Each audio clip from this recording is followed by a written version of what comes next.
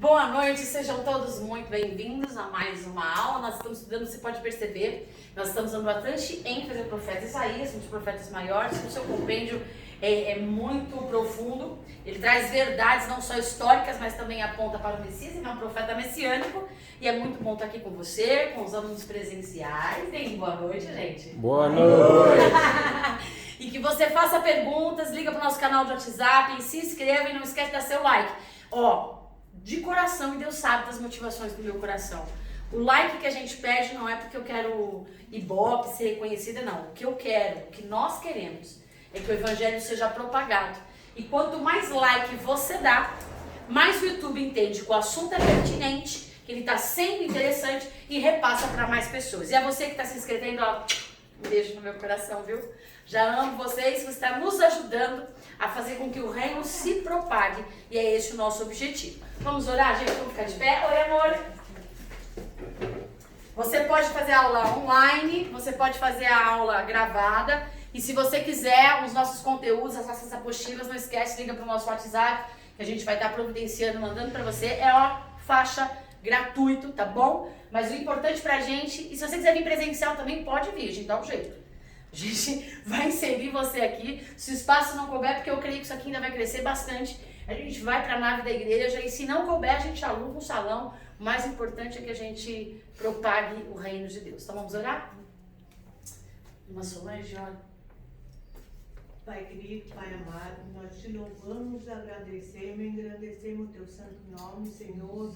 Obrigada por estarmos aqui todos reunidos em teu santo nome, Pai, novo aprendizado, que a tua palavra diz, conhecimento, sabedoria, nos enriquece e nos prepara, meu Pai, para que nós possamos debater contra a força do mal, porque a tua palavra diz, conhecereis a verdade e a verdade vos libertará.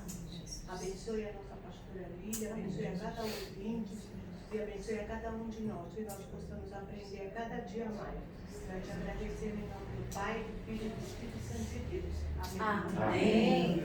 Bora lá. Isaías 38. Nós lemos até o 39. Foi? Não, perdão, 28, né? 28. Eu já estou querendo já ir para o finalmente. É porque, na verdade, quando a gente está estudando, a gente percebe que o livro do profeta Isaías, ele se subdivide. Então, até um determinado período, até um determinado capítulo, se eu não me engano, 41, ele fala sobre... até o 40, né? 40 já muda a sua configuração. Então, a gente vai pegar justamente esse interlúdio, essa transição. O que é isso? Até então, ele está falando sobre o contexto histórico. Ele fala sobre a destruição total de Israel, que também, algumas vezes, você pode observar que no livro do profeta Isaías, ele chama Israel de Efraim. Então, os efraimitas se referem ao povo de Israel, tá? Aqui, as tribos já tinham se dividido, já tinha reino do norte, já tinha reino do sul. E quando nós estamos estudando aqui, a partir do capítulo 28, a gente percebe que o juízo que Isaías estabelece, ele usa, é tão maravilhoso, que Deus usa como referência a destruição de Israel, para chamar a atenção de Judá, para ver se Judá, quando vê a desgraça que aconteceu por causa da idolatria em Israel, se arrepende, se converte e muda. Sabe aquela coisa que Provérbios diz? Que inteligente é aquele que aprende com os próprios erros, sábio é aquele que aprende com os erros dos outros, e burro é aquele que nunca aprende. Na verdade, isso não tá, essa parte do burro não está na Bíblia, mas eu fiz a questão para explicar o que é que ele está querendo dizer. É verdade. Porque Deus estava dando a oportunidade para ajudar, mesmo sendo idólatra, mesmo afastado, mesmo distante da vontade da presença, do centro da vontade do Senhor, Deus estava dando para eles. Você está vendo o que aconteceu com seus irmãos? Se arrependa, mude, não caia no mesmo buraco. O problema é que, como nós estudamos na aula anterior, é que eles tinham ouvidos, mas não ouviam. Tinham olhos, mas não enxergavam. E é essa a questão. Será que é muito diferente? Porque agora a gente está passando por um processo de transição do livro. Ele está saindo de um contexto histórico e está vindo para um contexto messiânico. Então ele está falando da destruição, mas está apontando Israel e não está aqui, porque até porque Israel foi destruída e nunca mais foi estabelecida. E também não está falando aqui da restauração apenas de Judá. Aqui agora ele vem falar da restauração de todas as nações que seriam destruídas. Porque a partir desse capítulo 28, o juízo não é só para Judá. Ele vem com ênfase para Judá, dando referência de Israel, mas ele aponta juízo para todas as nações. Porque o que Judá está fazendo aqui? A mesma coisa que Israel fez. Lembra que quando Deus fala que Israel vai faz uma aliança com o povo para destruir Judá? Vocês lembram disso? Eles fazem com Síria, com a Síria, que é o mesmo povo da aliança que eles fizeram anos depois, aquele povo da aliança, quem destruiu Israel é a Síria. Cuidado com as alianças que vocês fazem. E só aí já é uma lição enorme. Porque as alianças que nós estamos fazendo hoje podem nos destruir amanhã. O que é que Judá está fazendo aqui agora quando o profeta Isaías, estou dando contexto histórico e a gente já vai para aquilo que ele está dizendo aqui. O que ele está dizendo? Judá, vocês estão cometendo o mesmo erro. Enquanto Israel fez aliança com a Síria, Judá vai buscar aliança no Egito. Tem gente que leu. Tem gente que leu o capítulo de Isaías aí, ó. E como é que você sabia que era Egito? Ela estudou. Então é isso. Então agora Judá está fazendo a mesma coisa que Israel, cometendo o mesmo erro que Israel fez. Em vez de confiar no Senhor, que Deus já tinha falado. Quem era a pedra angular? Nós lemos na aula anterior. Quem era o sustento, quem era o refúgio de Judá? Deus. E falou, vocês não precisam temer a governo, vocês não precisam temer a nada. Eu sou o teu refúgio, eu sou a tua guarita, eu sou a tua pedra angular. Mas aí o que eles fazem? Eles não confiam plenamente em Deus e vai fazer aliança com o Egito. E o que o Egito representa para nós, para o povo de Israel em si? Escravidão. Mas lembra que na aula anterior eu falei o que Babilônia representava, o que o Egito representava, o que a Síria representava? Quando a gente faz menção à saída do Egito, a gente olha só para a escravidão. Mas o Egito ele era um povo que cultuava vários deuses. Eles faziam magias semelhantes àquilo que Deus se manifestava. Tanto que quando Deus pede para Moisés pegar o cajado e ele se transforma em cobra, claro que estava fazendo menção àquela cobra de bronze que foi lá no deserto e depois crucificou a serpente. Se vocês não conhecem essa história, leiam o livro de Êxodo. Tá? É só fazendo menção. Mas o que estava contrapondo ali? Porque os magos, os adivinhas, as pessoas que trabalhavam para o Egito, esqueci o nome, os feiticeiros, tem um outro nome, mas similar, o significado é o mesmo. Os feiticeiros pagãos do Egito faziam as mesmas coisas que Deus se reverenciava. Quando Deus manda as 10 pragas no Egito, ele vem combatendo os 10 principais deuses do Egito. Para dizer o quê? Ué, o Nilo não é tão grande coisa? Não é teu rei? Então vamos agora ver se o Nilo pode contra o poder de Deus. Então eram essas coisas, né? Então tudo tem sentido, tudo há propósito na Bíblia. Deus não faz nada sem que haja um propósito. Deus não faz nada de forma aleatória. É por isso que a Bíblia explica para Deus, eu não entendo hoje. Amanhã eu vou entender. Deus permitiu total destruição de Assíria. Aliás, gente, eu sei que isso vai confrontar muita gente, mas quem levantou a própria Síria para destruir e usar a Síria como juízo para o seu povo foi Deus. É que a gente vive num mundo, aliás, dois extremos. Deus é amor, imagina, ele me entende, ele perdoa tudo. E a gente tem um outro extremo da religião, não, Deus é carrasco. E a gente não entende o que é evangelho. Ele é amor, mas ele é justiça. E quando ele age com amor, o seu amor é injustiça. Então, não tem essa questão de, Deus pende mais para um ou pende mais para outro. Não. Ele é regado pela sua palavra. Ele não há sombra. Sabe o que significa isso? Não há sombra de variação em Deus. Não há nada que a gente possa fazer. Às vezes a gente é mimado, igual aquelas crianças que faz birra e acha que convence o pai. E muitas crianças convencem o pai. As crianças nasceram manipuladoras. Incrível como elas têm esse senso de manipulação. Né? Parece que já nasce com gênio, né?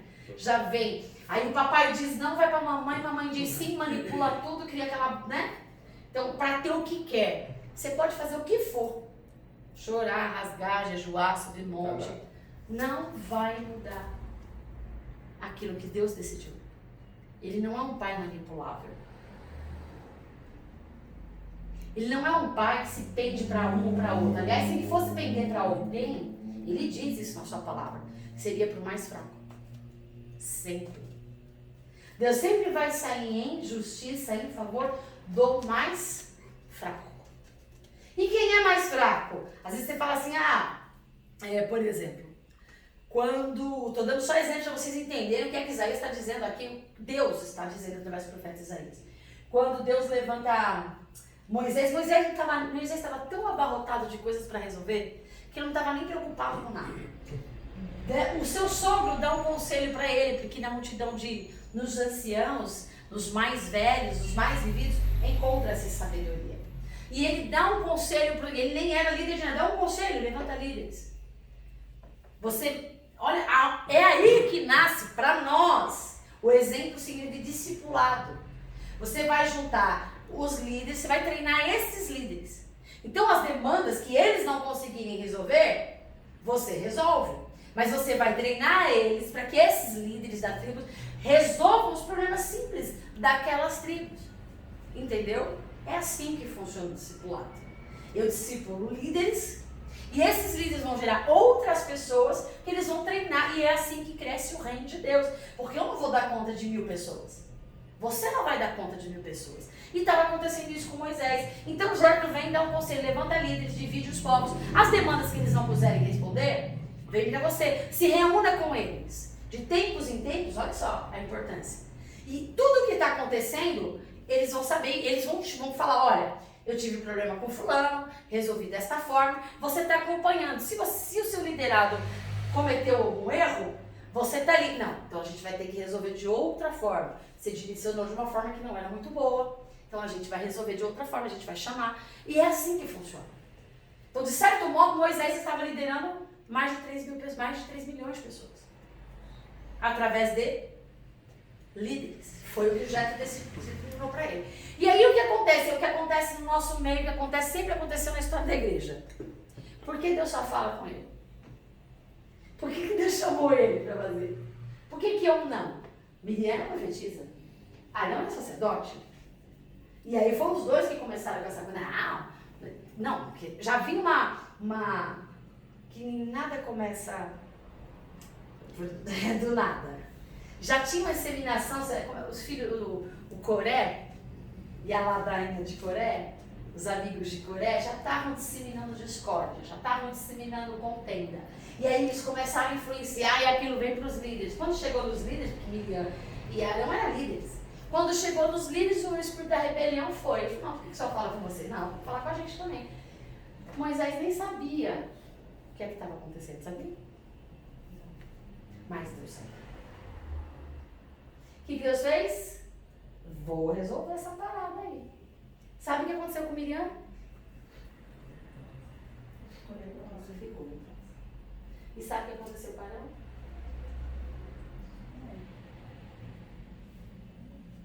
Ele ficou em disciplina. Não aconteceu nada de mal, porque ele estava sendo influenciado por quem? Coré. E a Miriam e a ladainha deles. Deus teve misericórdia de a mulher destrói a mulher pode destruir uma nação. Lembra de Jéssica? Não é por intimidade, não. Por que é que eu estou dizendo tudo isso? Uma influência errada, uma aliança errada, uma disseminação errada pode destruir não só uma pessoa, uma família, uma casa, pode destruir uma nação. Deus estava mostrando para ajudar o seguinte: olha o que aconteceu com Israel. Vocês vão deixar acontecer com vocês? E o que aconteceu com Judá? Por quê? Porque aí a gente está falando deles, né? Nós somos igualzinhos. É verdade. Doeu? Mas nós somos iguaizinhos, sabe por quê? Porque a gente sempre quer justificar os nossos próprios erros. A gente fala assim, não, imagina, não é bem assim, a gente sempre vem com essa ladainha, né? Não é bem assim também. Ah, não é pra tanto. Gente, Deus age com justiça no seu amor. E a gente quer dizer pra Deus como Ele vai agir. É como igual Judá, eles achavam que eram tão infalíveis, eles achavam que eram tão infalíveis, que eles eram tão indestrutíveis, que eles eram arrogantes. Se você vê todo o contexto de Judá quando veio com a destruição, você não imagina que nos sobrevirá algo mal? No nosso meio está o centro da adoração, no nosso meio está Jerusalém. A presença de Deus, porque nós somos assim, imagina se eu tenho o Espírito Santo. Eu sou homem e mulher de Deus, não virá sobre mim. Deus está falando, gente. Deus está falando. E a gente fala, imagina, comigo Deus vai, não, Deus não vai fazer, não, Deus vai contando com essa. Conta sempre com a misericórdia, que ela já nos alcança todo dia. Só que pode nos sobreviver muita destruição. Infelizmente, Judá não deu ouvido. Infelizmente, Judá fez alianças com o Egito e não deveria fazer. E infelizmente essas alianças acarretou a destruição de Judá. E a destruição de Judá não foi igual da Síria. Foi Babilônia. Foi muito pior. Só que Deus fez uma promessa para eles. Que nasceria um rei, do qual esse rei jamais teria fé.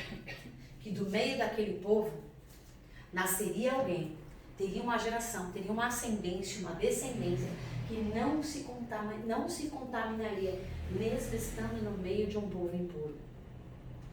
Então o convite de Deus nesse livro do profeta Isaías, essa transição que agora passa, desse contexto histórico de destruição, Deus está anunciando desse meio de destruição, Deus vai levantar um povo remanescente. E desse remanescente virá o Salvador.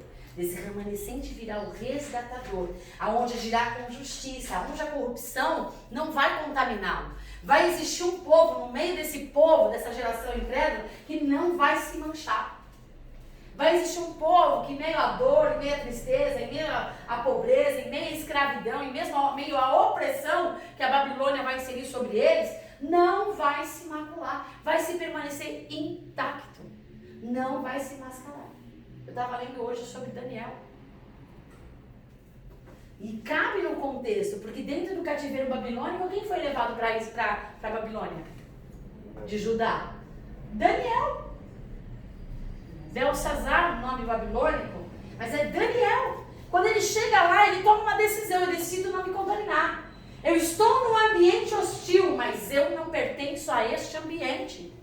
Isso é uma lição para a nossa vida. Nós estamos num mundo hostil, mas esse mundo não é ambiente para nós. Nós estamos aqui, mas não somos daqui. Nós vivemos aqui, mas o que aqui rege, não rege a nossa vida. E é esse o conflito da nossa vida com Deus. Porque agora quando ele estabelece juízo, ele não está falando só para ajudar. Agora está falando para todas as nações. Agora ele começa a falar contra a Babilônia. Agora ele começa a falar contra a Síria. Agora ele começa a falar contra o Egito. Agora ele fala assim, todos aqueles que se levantaram, por quê? Por quê? Porque tinha um remanescentezinho lá de Israel. Tinha um povo que não se contaminou. Ezequiel, Sadraque, Belsazar, e Daniel. Esqueci o nome dos três. Eu gostava de falar o nome dos três. Quando eu falava o nome dos três, o nome babilônico dos três, eu gostava. Não, olha só, eu vou falar. Isso é do meu espírito de arrogante antigamente, que Deus tirou. Verdade, vou falar. Eu gostava de falar o nome dele babilônico. Na verdade, o nome deles original, o nome babilônico era Sadraque, Mesaque, Abednego. Eu gostava de falar o nome dele, judaico, que pouquíssimas pessoas, quase ninguém, sabia de quem ele estava falando. Aí eu falava, nossa, tem esse nome na Bíblia? Que história é essa? Aí depois você contava a história, a pessoa é Sadraque, Mesaque, Abednego. Falei, é isso mesmo. Né? Então, assim... Não lembro também. Eu também estou tentando lembrar. E eu gostava de falar, sabe? Gostava de falar. Azarias e Misael. Ananias, Azarias e Misael. Precisava de um nome. É Sadraque, Mesaque e Abednego. Tá? Daniel, Belsazar. O nome babilônico de Daniel é Belsazar. Então, assim, e aí ele vai para o cativeiro babilônico. Você acha que foi fácil a vida de Daniel lá? Porque a gente só conta as coisas boas. Né? Mas se você for contar o contexto... aliás, para o pessoal do discipulado, que tem o dever de assistir essas aulas, tá a resposta que eu vou dar sobre o pai... Filho de Pedro. Pai de Pedro e André. Irmão de Tiago. Segundo a tradução judaica, o pai de André e de Pedro é Jonas. Jonas, ele era um pescador da região de Betsaida, tá? Então, assim, segundo a tradição judaica, então não é João, era Jonas, tá? Mas tá errado? São questões de tradução. Mas se a gente for a fundo, é Jonas, tá bom? Então, aí agora no próximo discipulado a gente já vai saber quem viu e quem assistiu a aula e quem não assistiu a aula. Então, a vida de Daniel não foi fácil. Aí, por exemplo, quando Daniel chega no palácio, ele foi estudar, ele teve que se adaptar a todas as coisas do palácio. Ele estava no palácio, mas o palácio não contaminou ele. Ele aprendeu a religião deles, mas ele não foi influenciado pela religião deles. E no começo ele não conseguiu influenciar, ele só se manteve firme na posição dele. E quem amoleceu o coração do eunuco não foi ele, foi o próprio Deus. Por causa do posicionamento que Daniel teve diante da situação. Às vezes nós queremos nos posicionar e querer que as pessoas entendam o nosso posicionamento. E nem sempre vai ser assim. Quase nunca vai ser.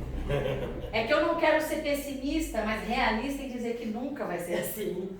É 1%, a 0,01% das pessoas vão entender o seu posicionamento diante das coisas. Vão dizer, você é religioso, você é metido a santarrão.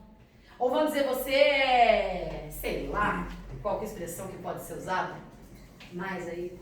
Alguma mais?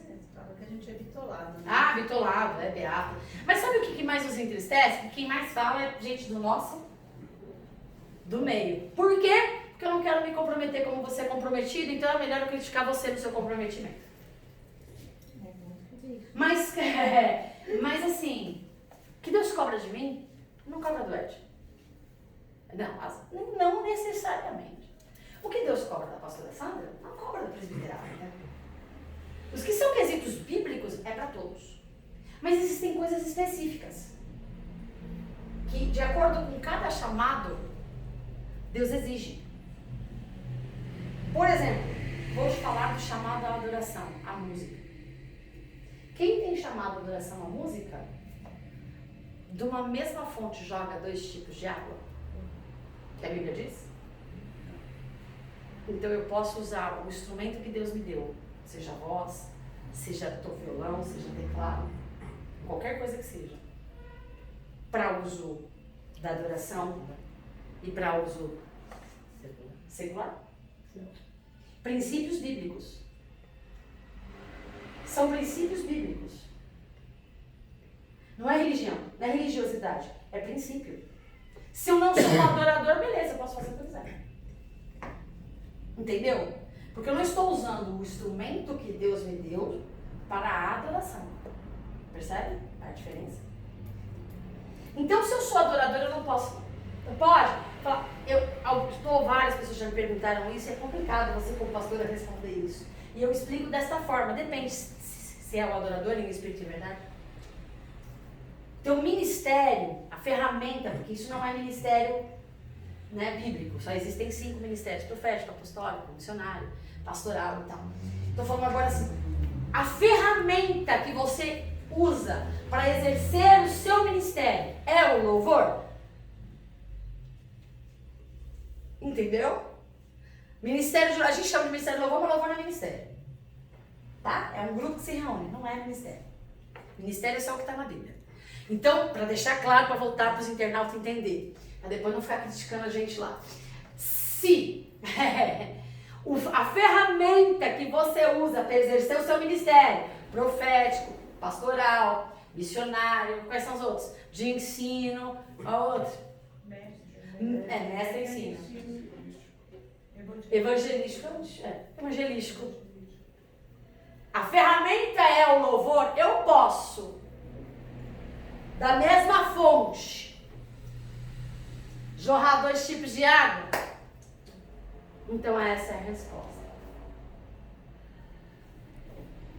Não tem como fugir.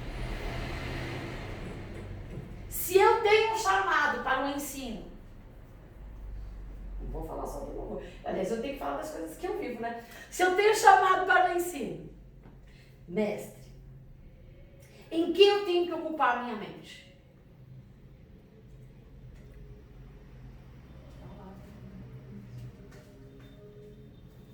Leitura, ensino. Eu tenho que buscar o quê?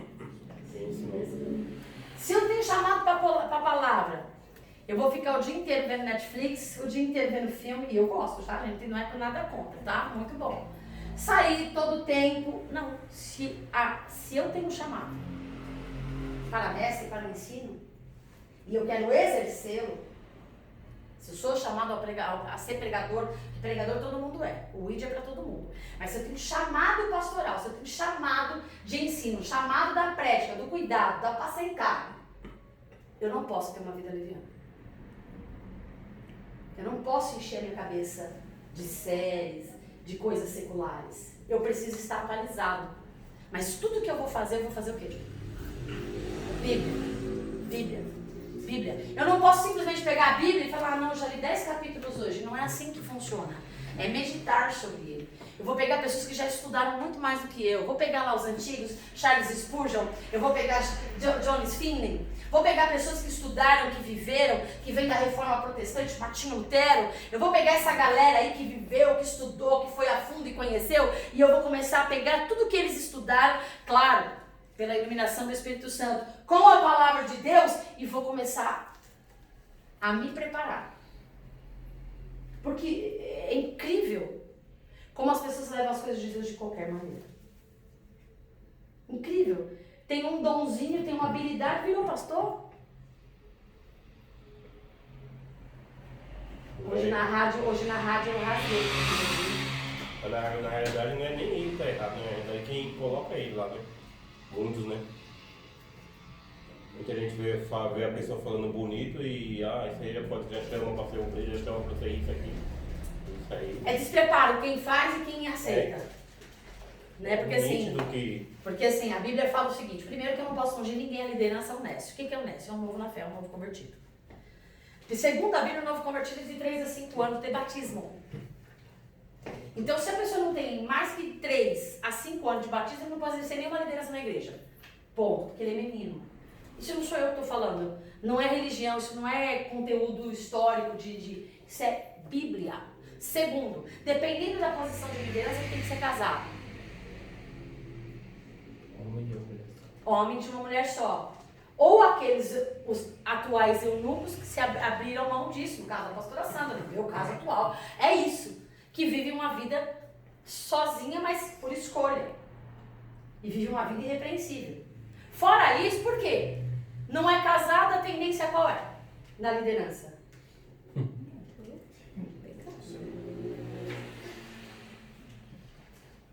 Gente, tá óbvio. Tá óbvio. Lembra das famas dos músicos? O cara feio.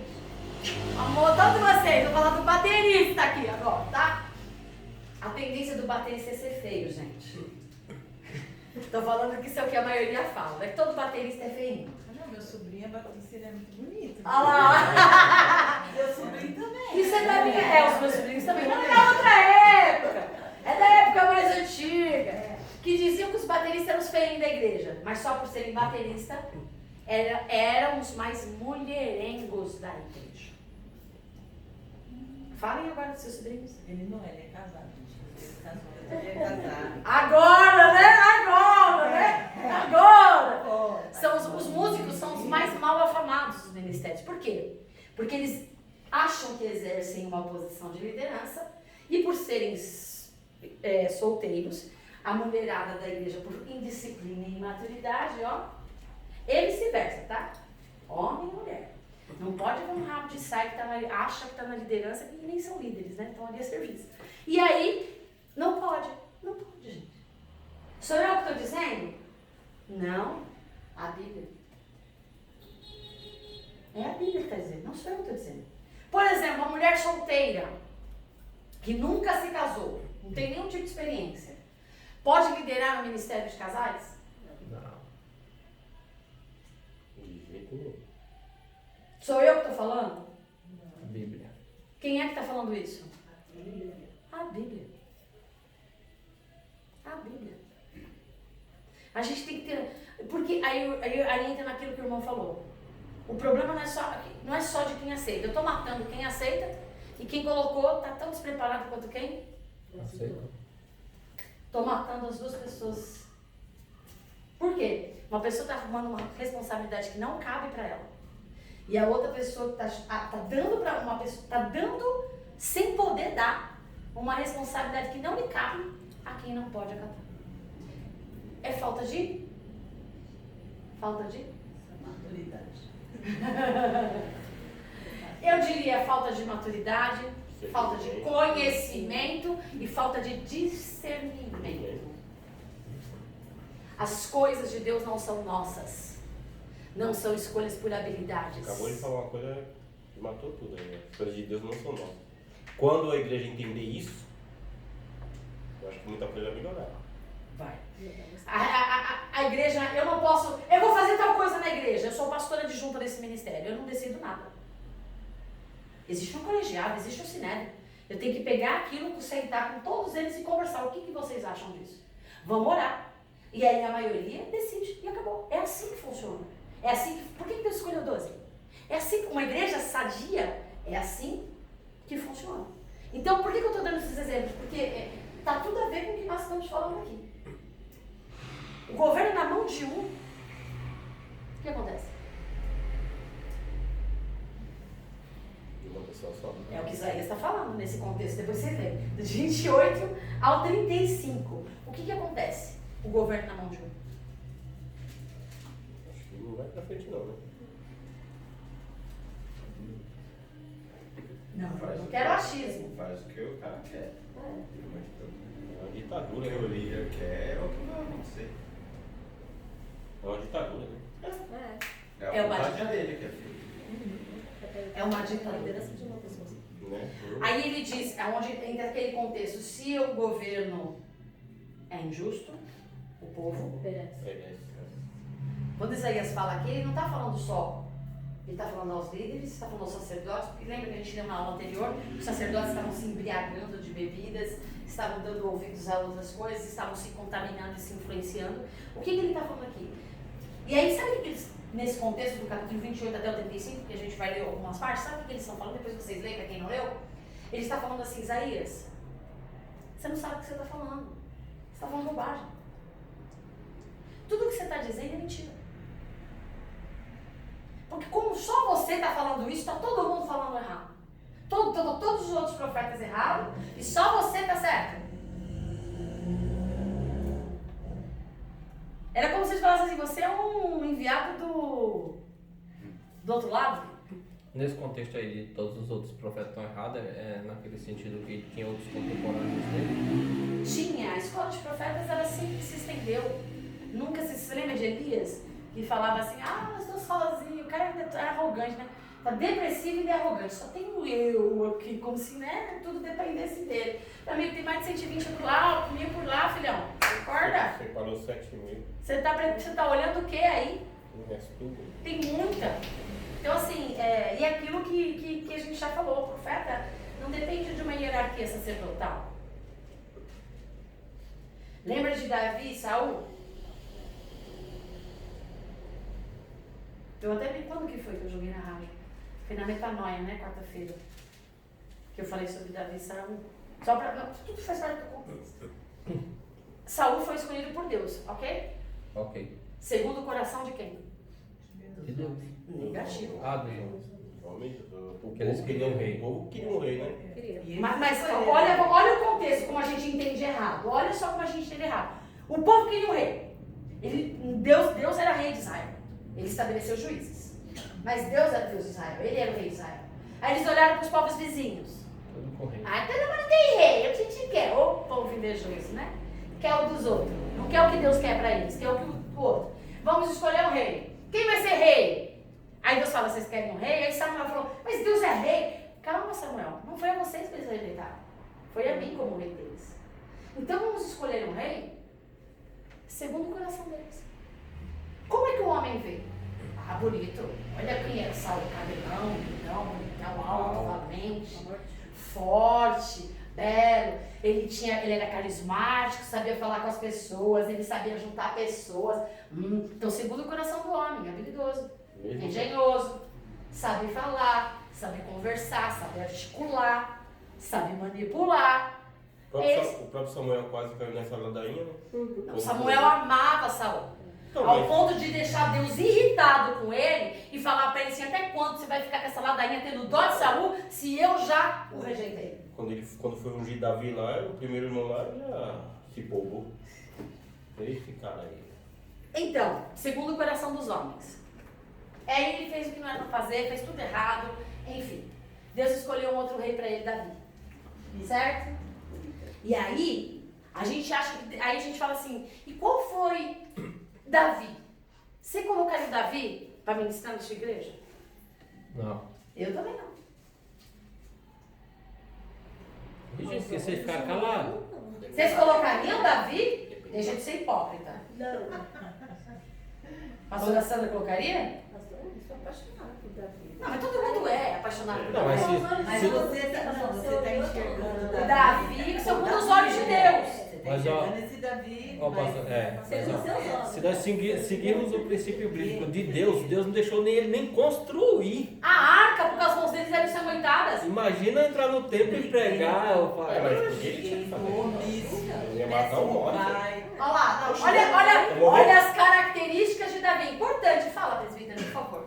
Omisso, briguento, péssimo pai. Briguento, violento, péssimo pai, adúltero, Mas ele era lascivioso, Mas ele era o segundo coração de Deus, né? errado. Então, é aí que tá o É aí que está o erro, a interpretação errada da hermenêutica. Qual que dá? Porque aí a gente acha, não, mas ele tinha um coração de Deus. Não, nunca teve. Coração Se arrependido. tivesse. O coração arrependido ele tinha. Ai, claro. Coisa que muitos não têm. Coração arrependido, não coração do pai. Ele tinha assim, um senso de autorresponsabilidade que muitas vezes nos falta. Tanto que ele estava tão cego no pecado dele, que quando Natan chega para ele, E vai falar. ele fala, esse cara tem que ser morto. Era ele mesmo. Aí ele fala, é? Esse cara é você. Como o pecado nos cega. Só que ele não era isso que a gente acha que é, porque senão Deus teria deixado ele construir o templo da adoração. Deus não deixou. Não, deixa. Demais. Você quer? Calma que já entendeu. Você quer vamos outra coisa? Vamos entender. Uma coisa muito importante também, que Davi nunca teve paz na sua família. Nunca. A espada nunca se apartará Nunca se da sua apartará da casa. sua casa. A omissão é triste, né? Não é só a omissão. Não, mas porque assim, ele foi bem omisso na família dele, né? E sofreu muito. As consequências foram eternas, pô. as consequências A foram omissão- eternas. Só cessou em Jesus. É. Porque até Jesus, toda a sua geração. Estupro, assassinato, violência, morte. Foi isso que acometeu a família, a casa dele. Porque ele não tinha o coração. A gente tem que entender, a gente entendeu a vida inteira errado. Davi foi escolhido segundo os critérios do coração de Deus. Ele não tinha o coração de Deus. Mas ele tinha um coração ensinável. Ele tinha um coração humilde.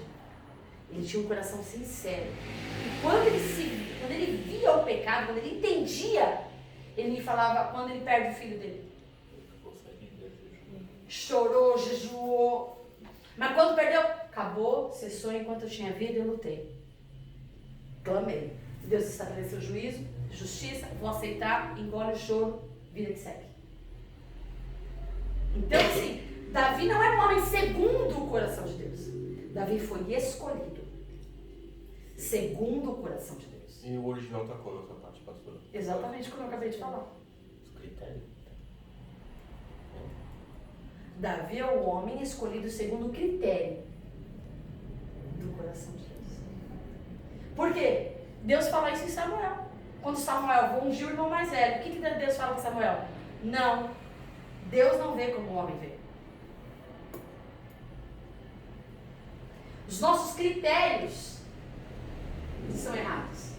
Os nossos critérios são pautados na habilidade. Nossos critérios são pautados na aparência. Os nossos critérios são... Não, aquilo me traz resultado, aquilo me traz lucro, vou fazer... Não, Deus não escolhe por esses critérios. Que resultados Davi trouxe? Embora nenhum reino que se colocou diante de Davi subsistiu. Deus tinha um propósito na escolha de Davi. Lembra? Para desconhecer qual é a boa, perfeita e a vontade de Deus segundo o seu?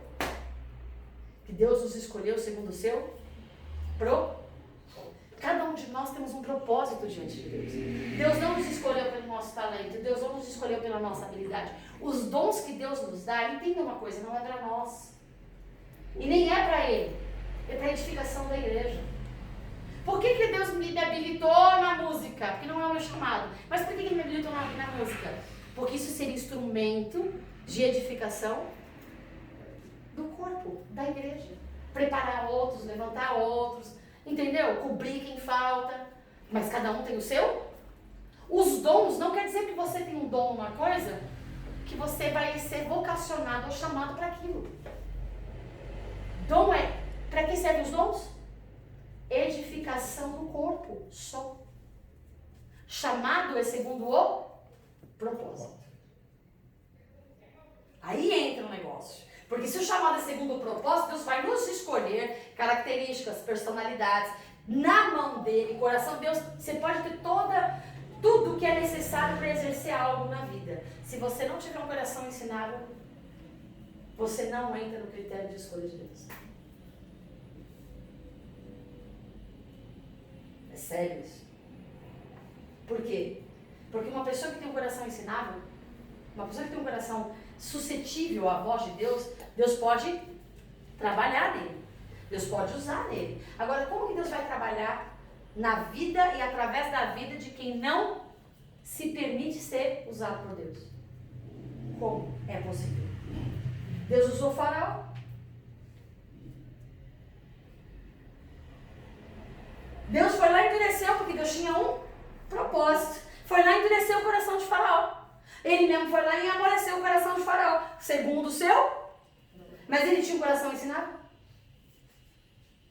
Claro que não. Percebe as diferenças? Deus não quer dizer que Deus nos usou hoje. Se a gente não... Como é que a Bíblia diz mesmo? Sujeitai-vos debaixo da potente. Resista. E ele? Não adianta eu resistir se eu me sujeitar. Existe princípio. Sujeição a Deus. A vontade de Deus. Se eu não me sujeito à vontade de Deus, como é que Deus vai realizar o propósito dele na minha vida? É impossível. Por quê? Porque não somos marionetes. Esses dias eu estava conversando com você, eu não vou citar o nome, porque Deus está com um pensamento muito calvinista. E a pessoa falou, eu acho que eu estou muito calvinista. Uma vez salvo, salvo para sempre, umas coisas assim, né? Enfim, Deus nos deu livre-arbítrio para quê? Por que Davi foi um homem escolhido segundo o critério de Deus? Porque embora ele pecador, miserável, cheio de mazelas, tinha um coração ensinável. Por que Deus nos escolheu? Porque embora nós sejamos pecadores, cheios de mazelas, cheios de tanta coisa, cheios de coisinha errada, ainda somos suscetíveis a Deus trabalhar na nossa vida. E sabe o que prova isso? Vocês estão aqui. O fato de vocês estarem aqui, o fato de vocês estarem assistindo essa aula, prova que vocês têm um coração inclinável a aprender a respeito de Deus e a ser ensinado por Ele. Porque quem não se dispõe, quem não quer crescer, quem não quer aprender, quem não quer buscar, quem não quer orar, quem não quer ler, quer o que da vida? Nunca. Não quer. Mas muitos querem como é que fala? Quer aparecer. título. Aí eu vi, me mandaram essa semana. Me mandaram uma coisa que eu achei muito legal, de um pastor falando que as pessoas querem a posição, mas não querem se posicionar. As pessoas querem estar, mas não querem lá, não sabem que o único jeito da gente assumir a posição que Deus nos coloca é descendo lá na cruz. A pastora Glaucia disse na quarta-feira, eu achei lindo, o lugar mais alto que a gente pode estar é aos pés da cruz. Porque se a gente está no pé da cruz, Deus se move. E o que Deus está dizendo aqui para Isaías, usando Isaías para dizer para as nações da qual eu e você nos cabemos, você não está vendo a destruição desse mundo? Estou trazendo agora para o nosso dia. Até quando vocês vão ficar cometendo os mesmos erros? Será que vocês não viram o que já aconteceu? Olha lá para o vizinho, olha lá para o adúltero, olha lá para o que caiu, olha lá para aquele que errou, olha lá para aquele que se rebelou, olha lá para aquele que desviou. Você não está vendo o que está acontecendo? Vocês vão fazer a mesma coisa? Se a história já nos ensina a não fazer, aí a gente acha que porque nós somos diferentes, acha que nós somos especiais, nós somos mais importantes do que todo o contexto bíblico, do que os pais da fé, do que a igreja primitiva, do que os profetas, que deram a vida por amor a Cristo? Vocês acham que nós merecemos alguma coisa mais do que eles? Se a gente se colocar em comparação, não façam isso.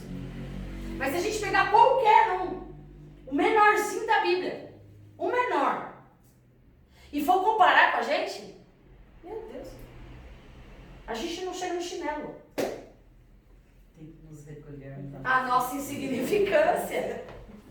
Sabe o que Isaías está dizendo aqui? Eu quero ver se eu acho onde está escrito aqui, porque eu coloquei. É complicado. É complicado. No versículo 14 do 28 fala sobre os zombadores. Lembra que eu estou falando aqui, mas tudo que eu estou falando está no texto.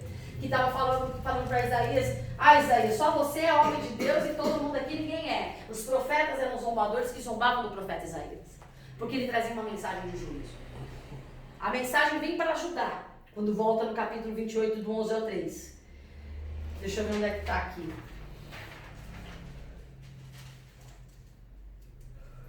Deus não pune por raiva. Isso eu achei muito legal. Deus não pune por raiva. Deus é esperança. Isso aí, anotem, gente. Isso não é porque vai cair na prova, não pode até ser. Mas não é isso não. É porque eu acho que isso tem que marcar o nosso coração. Deus é especialista em destruir, despedaçar nossos sonhos, nossos projetos. Vou repetir. Deus é especialista em destruir, despedaçar nossos sonhos, nossos projetos, para construir o dele. Ele não constrói o dele em cima dos nossos. Ele arrebenta com os nossos. Quando a gente permite. E é importantíssimo você colocar isso na sua mente. Porque tem gente que fala que quem tem promessa de Deus não morre. Morre. Leia Hebreus. Morre. Tem gente que fala assim, as palavras de Deus, vamos já, paradigma, a aula teologia é para isso. Deus tem promessa na minha vida, então não morrerei enquanto eu não viver a promessa de Deus. Enquanto a promessa de Deus não se cumprir. Morre.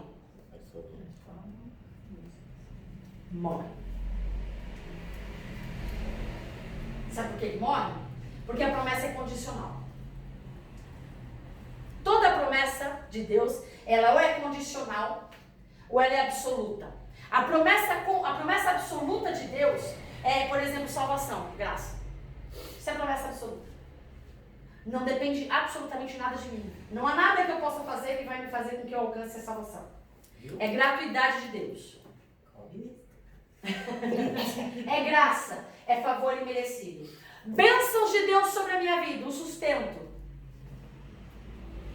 O mínimo para a sobrevivência. Promessa absoluta de Deus sobre a nossa vida. Nunca vi o justo desamparado, nem a sua descendência mendigando pão.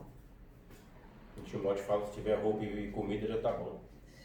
Isso são promessas absolutas do caráter de Deus.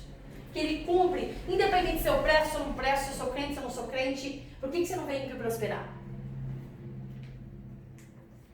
Você vê? Por que você vê ímpio prosperar e muitas vezes você se rebela com isso? Ah, por que o ímpio prospera e eu não? Deus tem propósitos até na prosperidade do ímpio. Eu não preciso entender. Porque a bênção de Deus ela é absoluta na vontade dele, não é minha. A bondade, a misericórdia e a misericórdia independente do que eu fizer. Independente do que eu vou fazer. Por isso que aquele paradigma do dízimo, você tem que dar para receber. Não, meu irmão. Não existe isso. Você dá porque você já recebeu. Então eu dou por gratidão, por amor e reconhecimento. Não por obrigação. Então, se eu não entender esses paradigmas, então a bênção de Deus independe de mim. A bênção de Deus depende de qualquer coisa que eu faça. São bênçãos, promessas que Ele nos fez. A Bíblia tem mais de 8.000 promessas. São promessas que Ele nos fez de caráter absoluto dele. Mas existem promessas, e a maioria são condicionais. Se crerdes, se me ouvirdes e obedecerdes, honra teu pai e tua mãe.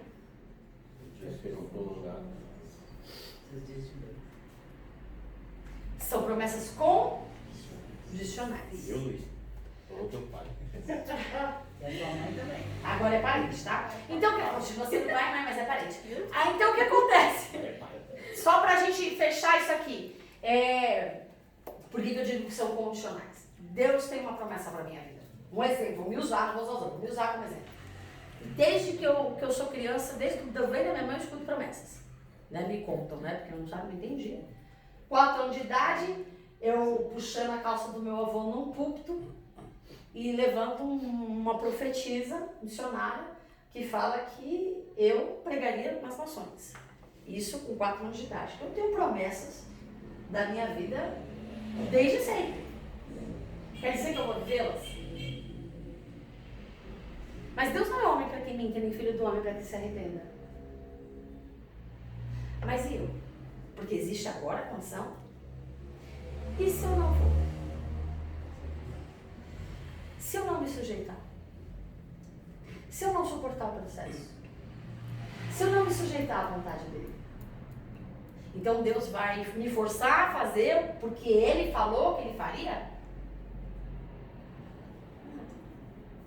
Deus fez uma promessa para Moisés.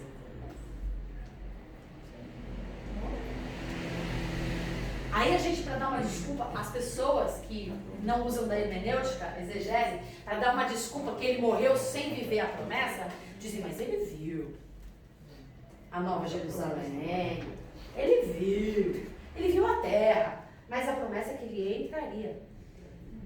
Ele entrou? E nós estamos falando de quem? Moisés. Por que vocês acham que com a gente é diferente? Tem gente que tem promessas maravilhosas. Os filhos de Arão também, os 4, tiveram promessa e 2 Morreram, né? morreram. Porque é o que eu falo, gente, a pessoa só lê a Bíblia que convém.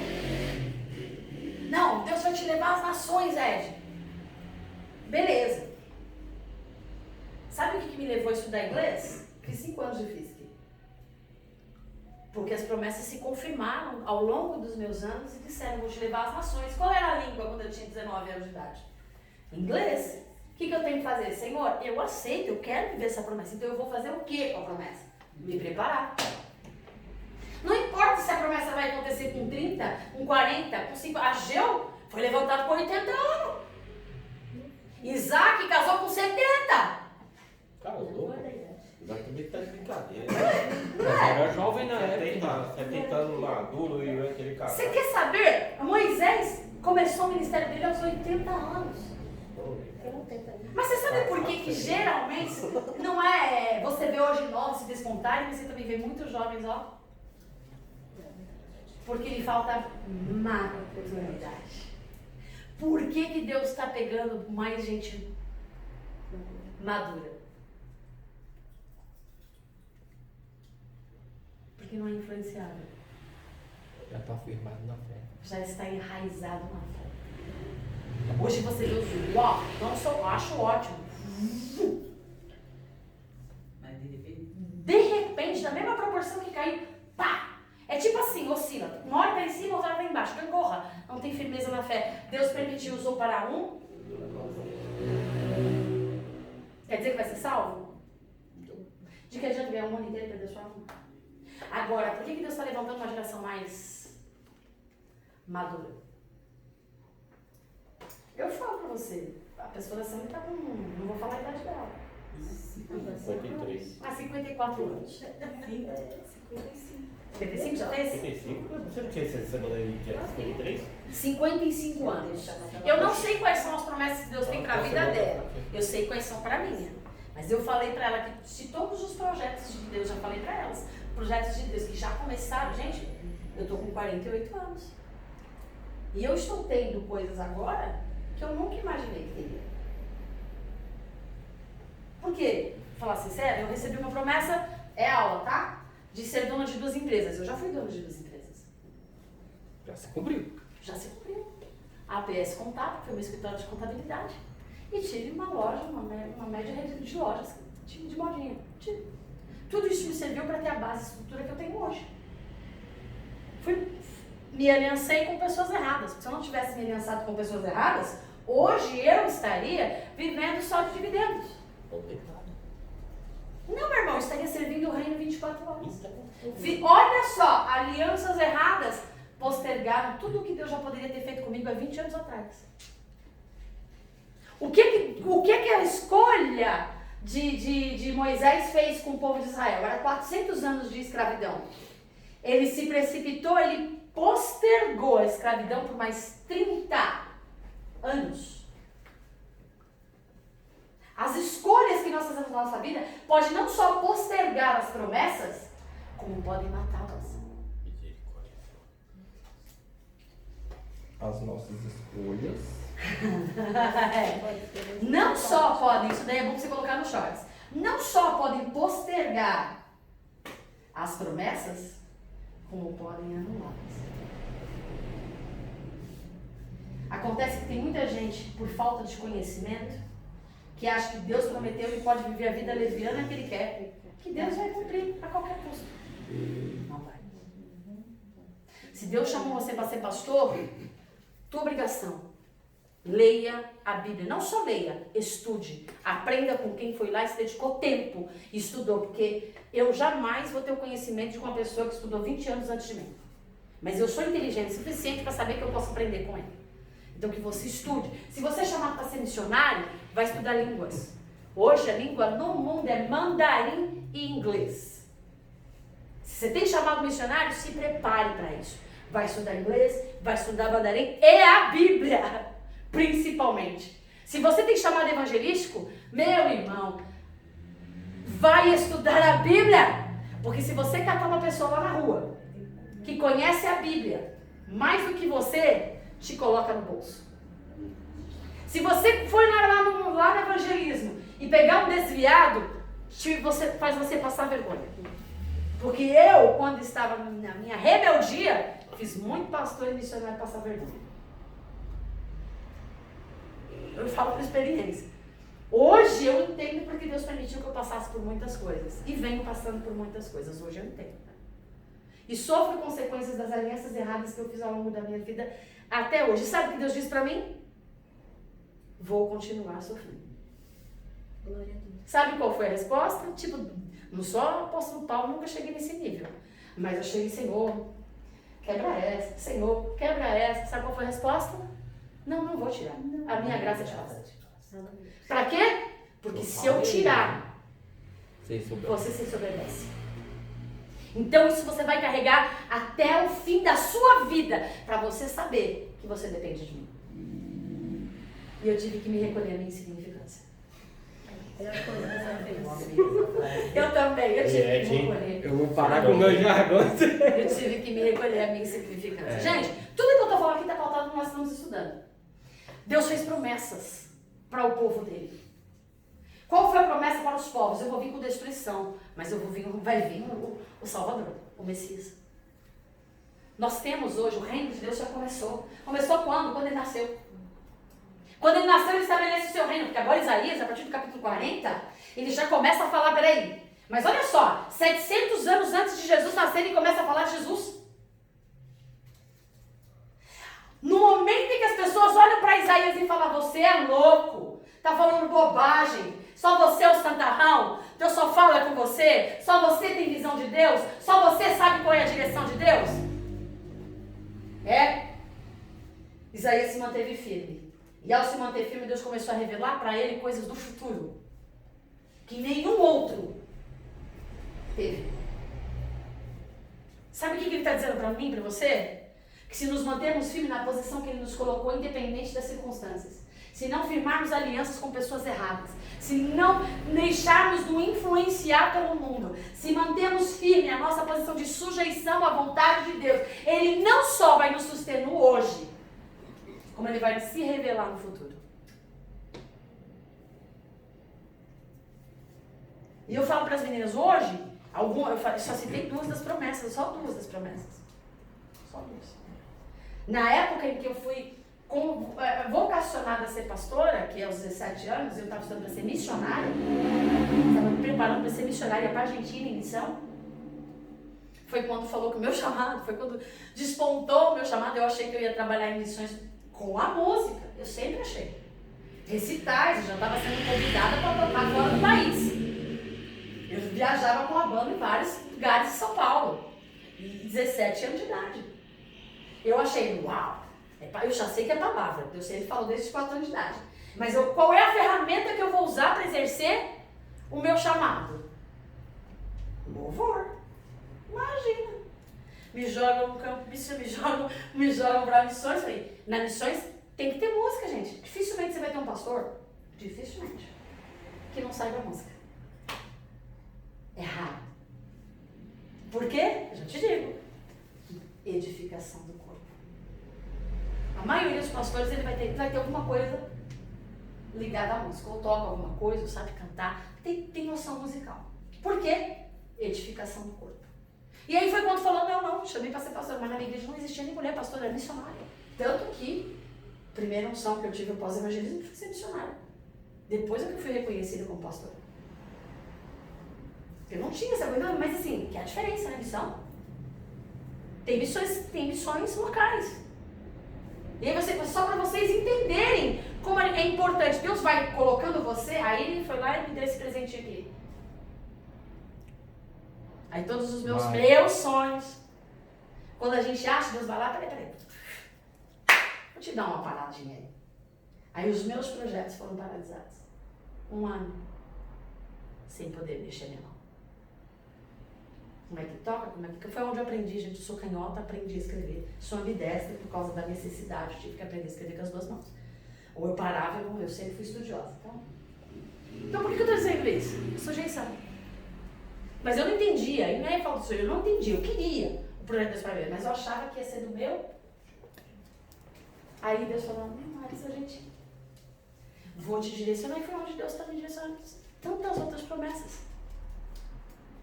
Hoje, meu limite de avião é 3 horas e meia. Então eu falo para Deus assim, se eu vou viajar ao mundo, Pai, eu creio, eu não preciso ir de corpo físico. Eu já preguei em congresso em Bogotá para mais de 3.000 pessoas. Eu já vivi bastante coisa. Mas, e Deus falou assim, hoje eu entendo melhor o projeto de Deus, o foco. Deus me chamou para levantar pessoas, para levantar líderes. Deus me chamou só para pregar. Deus me chamou para pregar o evangelho e formar líderes. Então hoje eu tenho plena convicção qual é o meu chamado. Mestre e pastor. Ponto. Tudo mais é só ferramenta. Eu sou pastor e mestre. Ponto. Não sou apóstola, não sou missionária, não sou profeta, embora eu não precise ser profeta para profetizar. Entende a diferença? Agora, o que é que eu estou fazendo para exercer o meu chamado? Sábado eu tenho mais uma conferência. O que é que você está fazendo para exercer o seu chamado? O que é que você está fazendo para exercer o seu chamado? Aí eu não sei nem qual é o meu chamado. Todos os chamados incluem oração e Bíblia. Então, se você não sabe o seu chamado, vai orar e vai estudar a Bíblia. Que certamente você vai usar ele no seu chamado. Aí, seu chamado às nações. Meu irmão, nossos vídeos estão sendo assistidos por vários locais. Eu já recebi Minas, Brasília, teve mais um, Curitiba. Então assim, eu não sei quais são os planos de Deus. Eu sei o que Deus falou pra mim, acho que foi semana passada, né? Comentei com você? Do passaporte. Deus falou pra mim. Botar em dia. Atualize seu passaporte. Por quê? Porque o reino de Deus tem pressa. O reino de Deus tem pressa. Não é mais tempo da gente brincar de ser crente. Não é mais tempo da gente se deixar influenciar. Você não está vendo o que está acontecendo? Jesus está voltando. Aqui Isaías está anunciando o nascimento do Messias que resgataria o seu povo, restauraria toda a nação, todas as nações. Jesus está para voltar. Ele vai acabar com tudo. Porque ele não põe o pé aqui. Você sabia que a maneira de Deus colocar o pé nessa terra é através da minha vida e da sua vida? Quando ele fala que o estrado dos seus pés está aqui, Deus ele pisa nessa terra, porque ele não pisa em terra contaminada, porque ele não comporta ele pecado, ele é santo. Então ele não pisa. Mas como é que Deus pisa na terra? Tem até uma música meio herética, assim, dependendo do sentido, né? Dos passos, como é que é? Do carpinteiro? Ixi. Músicos. Eu vou lembrar, nós nunca cantamos aqui, mas é da hora, dos batidos, eu ouço, não, o que eu ouço, Eu sei. o que eu ouço são as pisaduras do povo remanescente de Deus que não negocia a verdade. O que eu ouço são passos da igreja que avança contra o inferno. Quando eu ouço os passos de Deus, eu estou ouvindo os passos da igreja que caminha. Se a igreja está parada, como é que Deus caminha neste mundo? Se a igreja está influenciada, se a igreja se acoa, se a igreja se limita, como é que Deus caminha nessa terra? Como é que essa geração perdida, que anseia a criação, Romanos diz, anseia para que os filhos de Deus se apresentem. A criação está em Isaías 30. A criação geme. Então, tudo que eu estou falando aqui, eu estou falando do texto de Isaías.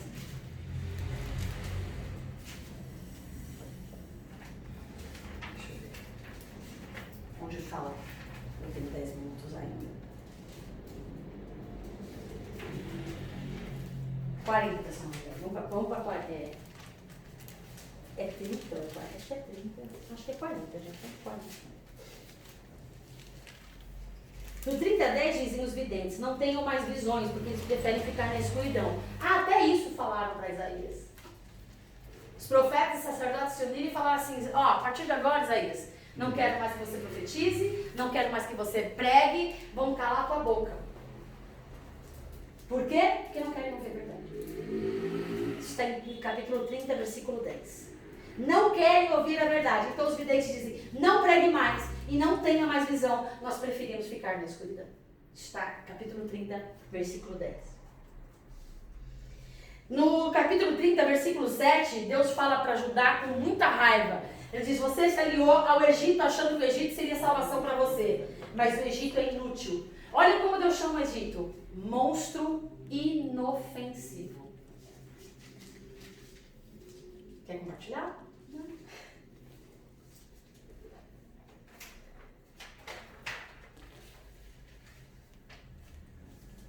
Quando as pessoas são confrontadas com a verdade, elas se escondem na mentira e buscam desculpas para o pecado e para seu erro. Aí Jesus fala sobre a linha de medir. Tô narrando resumidamente os capítulos aí. O juízo seria uma linha de medir. Se Deus passar... Isso daí é uma pergunta que eu mesmo fiz quando eu estava preparando a aula. Se Deus hoje passar o prumo dele nas nossas vidas, Vai precisar de muita massa para deixar reta. Pra aprumar, né? Oh. nós seríamos condenados. Na hora. Na hora.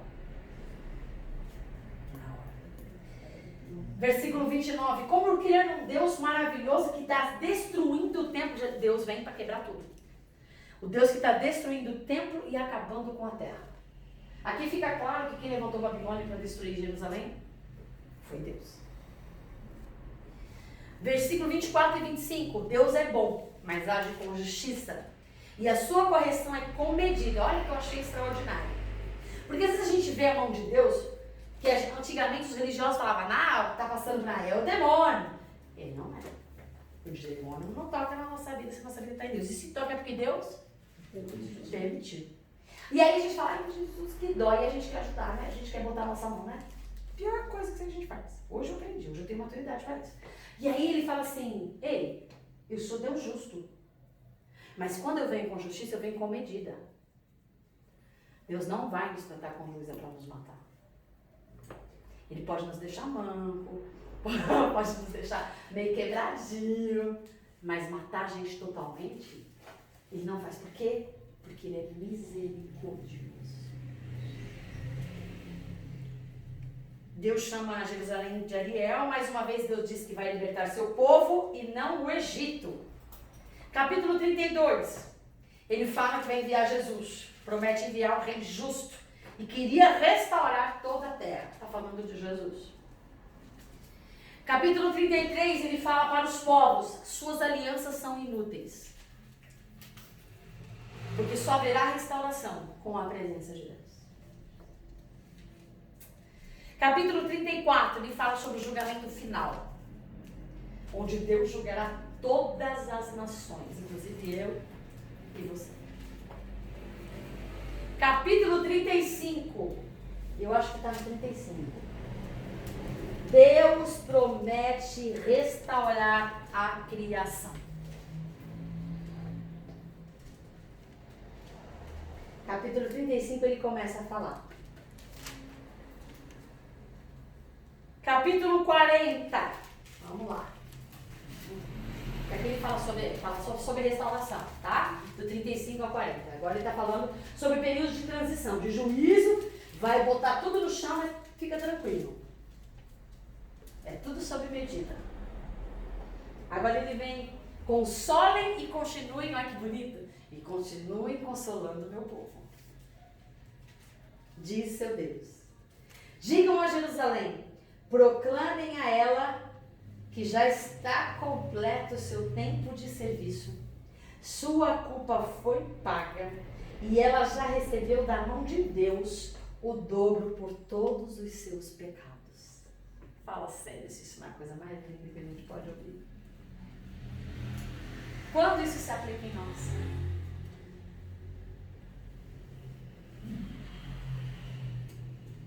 Quando, gente? Alguém? Vamos lá, tem 5 minutos. Alguém? Downloads. Hã? Downloads. A resposta é simples. Quando eu decido nascer de novo para uma nova vida, não há mais condenação sobre mim. Nenhuma condenação há para aqueles que estão em Cristo Jesus. As coisas velhas se passaram, eis que tudo se fez É um novo. segredo, não, porque é escrito em Cristo, né? Uma coisa interessante que eu recebi Né? do escopo das aulas que a gente vai ter agora na conferência, e ele fala assim, o que Deus requer de nós? Até postei no meu status. A gente falaria obediência. Eu acho muito legal, o pastor Paulo Borges Júnior, ele dá uma volta, né? Ele é muito inteligente, e é sobre isso que ele vai falar nessa conferência. E ele fala assim, não, Deus requer de nós arrependimento e fé. Se tivermos arrependimento e fé, o arrependimento e a fé gerada em nós produz obediência. E a gente quer, não, vou obedecer. O que me motivou a obedecer? Aí a gente entra no ato religioso. Por quê? Porque eu vou obedecer porque eu tenho medo da consequência. Eu vou obedecer porque eu quero, se eu não obedecer, Deus imagina. Porque eu tenho que obedecer. Eu estou condenado, eu tenho que obedecer para alcançar a meta, eu tenho que obedecer. Não. Se eu reconheço a minha insignificância e me arrependo dela, e eu tenho fé que Ele me ama, porque até para você reconhecer o amor de Deus tem que ter fé, que Ele deu a vida por mim, que Ele me resgatou. Então, automaticamente, o fruto da salvação, que é gerado em mim pelo arrependimento e pela fé, gera obediência. Aí obedecer não se torna algo forçado, não se torna algo pesado. Eu não vou, eu tenho que obedecer, não, eu obedeço naturalmente, porque o fruto do arrependimento foi gerado em mim. Eu só com esse prefácio da aula já me descambei. Imagine como não vai ser essa aula.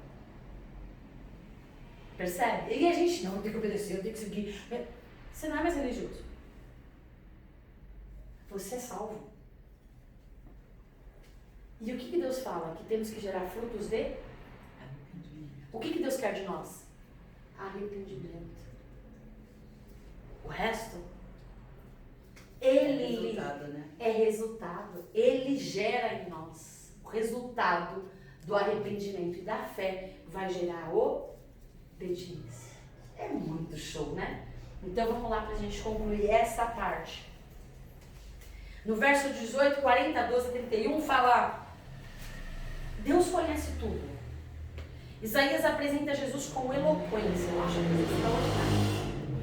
E ele mostra a majestade do nosso Deus e o seu poder indescritível. E faz alguns paralelos. Se você analisar todo o capítulo 40, é feito de perguntas. Todo o capítulo 40 é feito de perguntas, porque as respostas estão nas próprias perguntas. Quem é como o seu Deus? Que pega na sua mão, na concha da sua mão, ele pega as águas do oceano. Olha só quem é o seu Deus, que cada estrela, ele sabe o nome. E olha só, eu achei isso tão interessante. Ele diz que mede o céu, ele mede o céu a palmos, como um éfa. Sabe o que é um éfa, gente? É uma palma da mão de Deus. Como é que a gente mede o céu? A ciência não consegue medir o céu, e Deus mede o céu a palmos. Gente, fala sério. Olha como é que Isaías apresenta o Salvador, nosso Salvador. Nosso universo tem mais de 93 bilhões, eu tô acabando, de ano-luz de diâmetro. Isso é importantíssimo. Ciência, gente, a gente tem que estudar, tá vendo? A gente tem que virar fato matemático, cientista, não tem como, tem que estudar. O nosso universo tem mais de 93 bilhões de ano-luz de diâmetro. Voando na velocidade da luz, 300 mil quilômetros por segundo, levaríamos mais de 93 bilhões de anos para medir as extremidades do céu de uma a outra. E ele mede a palmas.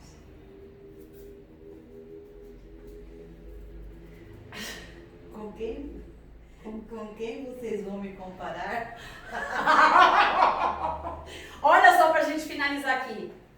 Não sei se é mediano. A ciência diz que tem mais estrelas no céu que todos os grãos de areia de todas as praias do planeta. A ciência diz. Mais estrela que não de areia? Existem mais estrelas que todos os grãos de areia das praias do planeta. Por isso que Deus fala pra Abraão, Conte as né? estrelas do céu. E aí, aí Isaías fala assim, e essas estrelas, fala isso. Tanto a areia quanto as estrelas. Aí, sabe o que é isso? Ó, a Bíblia explica a própria Bíblia. E aí, olha só o que Ele descobriu agora. E a ciência descobriu agora que a Bíblia já vem falando há muitos anos. E olha só o que ele diz assim, e Deus dá a cada estrela um nome e a chama pelo nome. Você vai comparar o seu Deus com o quê? Incomparável. E a gente troca esse Deus por qualquer coisa. Aí eu te pergunto, será que a gente realmente conhece esse Deus que Isaías vislumbrou? Que a gente troca ele por qualquer coisa, que uma posição, um tiro, um prazer, uma viagem, estou falando de coisas seculares, qualquer coisa. Nos tira o foco, qualquer coisa. Mas uma série chama mais atenção do que um momento de estudo, de oração. Não estou falando que é errado não, gente, porque a mente precisa distrair. Senão você fica bitolado e não foca. Tem que tirar o tempo do lazer, mas se você não praticar a disciplina do estudo da palavra de Deus e da oração, você deve fazer o quê? Está a passeio? Deus criou a humanidade para quê? Só para você usufruir, você não tem nada para dar? Então você é só um usufruário, né? Então você é só um. Você não é filho, né? Você é só um usufruário que usa daquilo que ele criou. Só. Não faz nada com aquilo que ele deu. Então, ele começa a dizer: de onde vem o conhecimento de Deus? Quem o ensinou? Quem ensinou Deus todas essas coisas? Ciência e tudo mais? A Bíblia diz: dele vem toda a ciência, toda a sabedoria. Ele é a própria ciência. Ele é a sabedoria. Aí eu pergunto para nós, réis mortais: a gente se acha tão inteligente? E como é que a gente é tão inteligente se a gente não conhece a própria inteligência?